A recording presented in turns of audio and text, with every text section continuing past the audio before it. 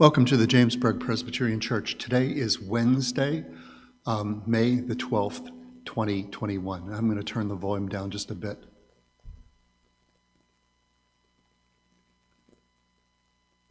Okay, I think that's going to be better. There's less feedback. So I want to welcome all of you who are watching on Facebook. I want to welcome those of you who are watching on YouTube. I want to welcome the couple people that are sitting here in the pews. It's great to have all of you tuning in. We are taking a look at the things that we're doing, especially online, and if you can give us some feedback, that would be great. Do it separately from the video, though. Give us feedback as either a message or something like that. From time to time, especially when I'm doing walk-around magic, a person will come up to me, and usually they're with some other people, and they'll say, "Hey, can you make my husband disappear?" Or sometimes they'll say, "Can you make my wife disappear?" Well, as a matter of fact, as I recall, I've had more women ask me to make their husband disappear than I've had men ask me to make their wife disappear. But the answer is always the same: yes, I can. You see, I have here a handkerchief, and the handkerchief has a woman on it, and above it are the words, "my wife." So I can make your wife, my wife, disappear. I can also make somebody's husband disappear. This is a picture of a guy. I hope it's showing up well, and it says, "my husband." And the way that this happens, I run it through my hands like so to show that the husband is in fact real. And then I simply cup my hand like so and begin to put the handkerchief into my hand. Okay.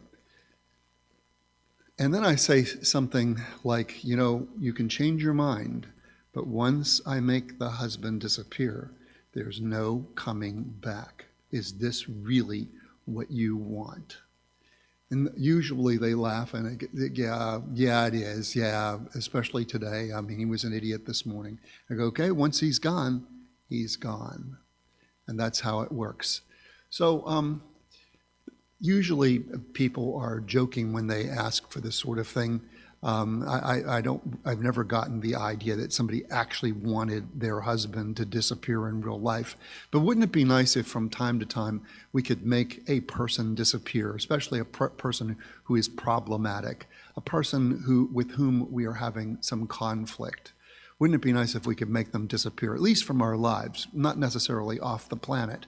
Although there are probably some people we could think of that we would like to see disappear off the planet.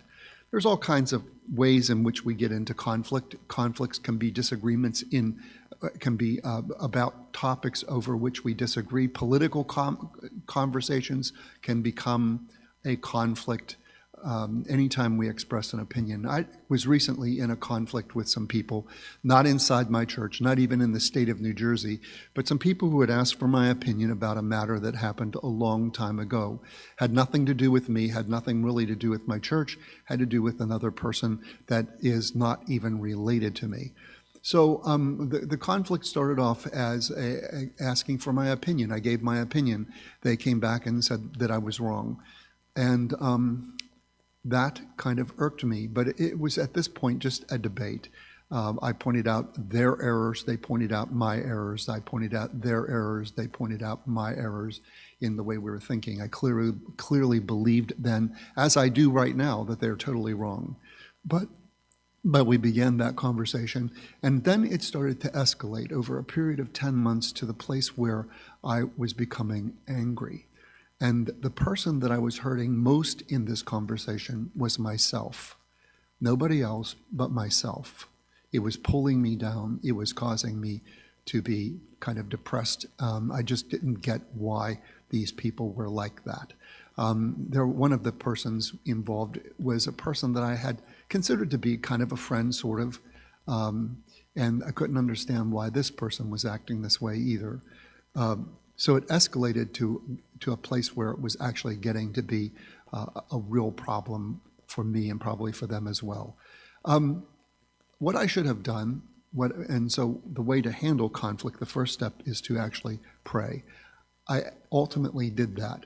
And what I was praying about was not to change the other people or not to get them to drop off the planet or get out of my life, but for me to see the picture here. What is it that this is really all about? What is it that I'm missing in this argument that we were having? And then the second is to discern God's will for me. What is it that God wanted me to do? And what I came to realize is that in this conflict, I needed to walk away. We needed to be done with it. It was becoming a huge distraction for me and a few others here in the church. It was becoming a huge distraction, and we just needed to walk away. The point is, whether I won or lost the argument became irrelevant. It became more a matter of what it was doing to people. And the other reality is, the other side was so entrenched in their opinion, and I was so entrenched in my opinion, that nobody was going to win this argument anyway. So all we were going to do is just keep on fanning the flames of our debate. And it was easy to walk away. It was actually a relief to walk away.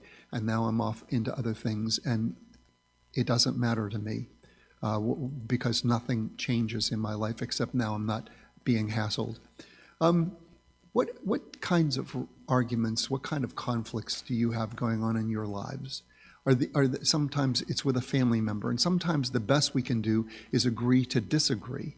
We're never going to bridge the gap between our opinions. We're never going to be able to fix the argument, so we just agree to disagree. We're not going to talk about that subject anymore because we can't agree on it. So we love each other, we care about each other, and we have a relationship that transcends the argument, so you let the argument go.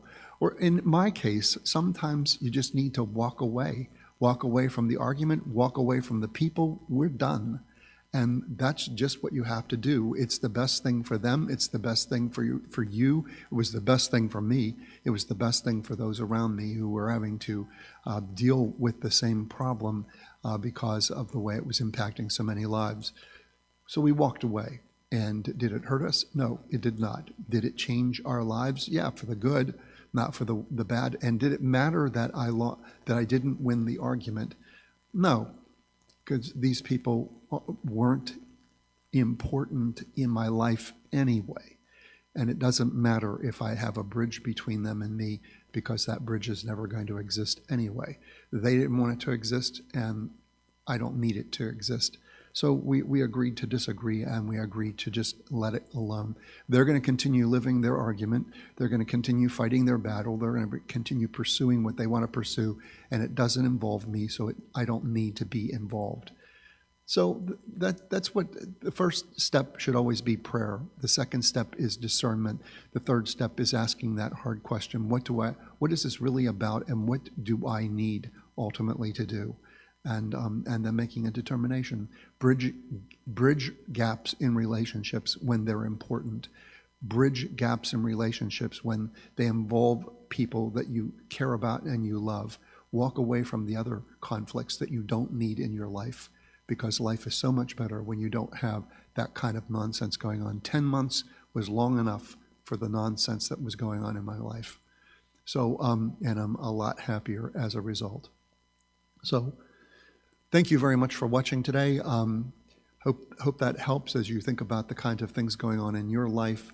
I also will be live streaming the church service on Sunday. We will be beginning a study on the gospel according to Mark next Tuesday. We'll be doing chapters 1, 2, and a quick overview. I'm actually going to drag the overview of the gospel into several installments of that Bible study, so I won't be doing it all at one time. But I do hope that you will tune into it. It's not a real long study. It's going to be like 8 weeks, and that's not a real long time. And each installment will be self-standing, so you can miss one and not be left out of the whole study. And you can always go back and watch later because we record these. See you soon. Stay well, stay safe, and take care. Bye now.